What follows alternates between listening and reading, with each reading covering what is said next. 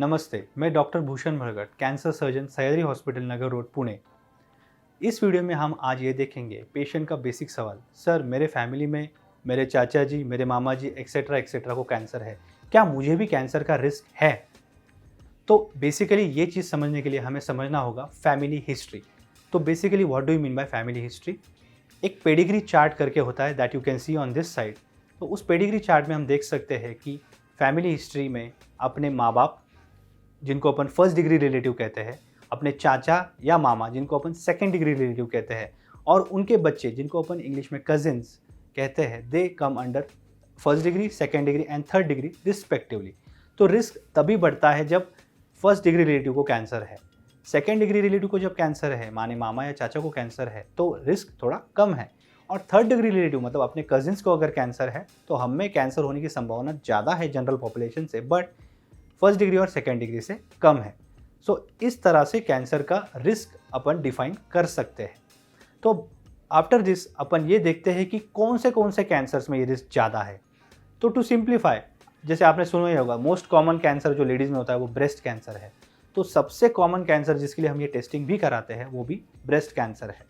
तो breast cancer है, ovary का कैंसर है, कोलॉन का कैंसर है और यूट्रस का कैंसर है। बेसिकली इन 4-5 टाइप के जो कैंसर है उनमें family history, genetic history important होती है। तो यूजुअली पेशेंट्स जब मेरे पास आते हैं तो वो सामने से कभी बताते हैं नहीं, हिचकिचाते हैं या फिर भूल जाते हैं या फिर उनको लगता है कि ये इम्पोर्टेंट नहीं है। तो हमारा काम होता है और हम ये ज़रूर पूछते हैं कि सर या फिर मैडम, आपके फैमिली में, यानी कि आपके फर्स्ट डिग्री, सेकेंड डिग्री या थर्ड डिग्री रिलेटिव में कोई कैंसर का रिस्क या हिस्ट्री है क्या? तब जाके वो डिटेल आपको बताना हमें बहुत ज़रूरी है ताकि हम आपके रिस्क उससे डिफाइन कर सकें। आफ्टर दिस अपन देखते हैं कि इन सब कैंसर्स के लिए हम कौन सी टेस्ट करा सकते हैं कि रिस्क बढ़ी है या नहीं। तो अलग अलग टाइप के जेनेटिक पैनल्स होते हैं, उनसे हम टेस्ट करा सकते हैं कि आप में रिस्क है या नहीं। लेकिन उसके पहले जो पेशेंट है उनमें टेस्ट कराना ज़रूरी है। अगर उनमें वो म्यूटेशन पाया जाता है तो वो टेस्टिंग आप में की जाती है। तो उनमें भी 2 टाइप के म्यूटेशन हो सकते हैं, एक तो सोमैटिक म्यूटेशन और जर्म लाइन। ये थोड़ा टेक्निकल टर्म्स है but let me explain. Somatic mutation तब कहते हैं जब उस ट्यूमर का या उस गांठ पे टेस्ट होती है, और जब ब्लड से टेस्ट की जाती है उसे जर्म लाइन म्यूटेशन कहते हैं। तो रिस्क तभी बढ़ता है जब जर्म लाइन म्यूटेशन पॉजिटिव हो। तो आप जब भी किसी टेस्ट कराए या फिर डॉक्टर आपको सजेस्ट करे तो ज़रूर पूछिए सर ये सोमैटिक पॉजिटिव है या जर्म लाइन पॉजिटिव है। तो जब जर्म लाइन पॉजिटिव है तभी आप में टेस्ट की जाएगी। हमने अब टेस्ट तो करा ली, लेकिन अब टेस्ट का फ़ायदा क्या है सर? अब उसके ऊपर कुछ ट्रीटमेंट या कुछ उपचार है क्या? तो है। Let's take an example, breast cancer.